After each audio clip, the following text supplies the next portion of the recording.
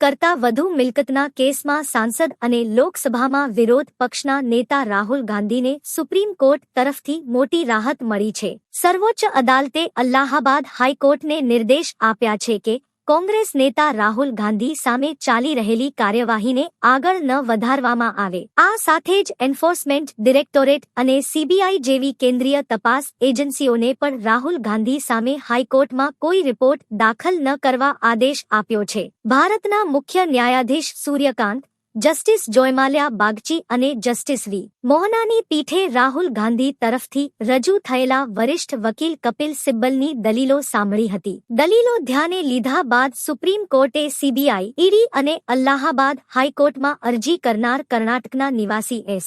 Vignesh શિશિરને notice જારી કરી છે। આ અગાઉ અલ્હાબાદ હાઈકોર્ટે ઈડી અને સીબીઆઈને કર્ણાટકના ભાજપ કાર્યકર એસ. વિઘ્નેશ શિશિર દ્વારા રાહુલ ગાંધી પર લગાવાયેલા આવક કરતા વધુ મિલકતના આક્ષેપોની તપાસ કરવા અને જવાબ રજૂ કરવા જણાવ્યું હતું। અલ્હાબાદ હાઈકોર્ટના આદેશ બાદ તપાસ એજન્સીઓએ પોતાની કાર્યવાહી શરૂ કરી હતી, પરંતુ સુપ્રીમ કોર્ટના તાજેતરના સ્ટે આદેશ બાદ હવે ઈડી કે સીબીઆઈ રાહુલ ગાંધી વિરુદ્ધ હાઈકોર્ટમાં તપાસ પ્રગતિનો કોઈ રિપોર્ટ સબમિટ કરી શકશે નહીં। સુપ્રીમ કોર્ટના આ નિર્ણયથી કોંગ્રેસ નેતા રાહુલ ગાંધીનો કાનૂની મોરચે મોટો વિજય થયો છે।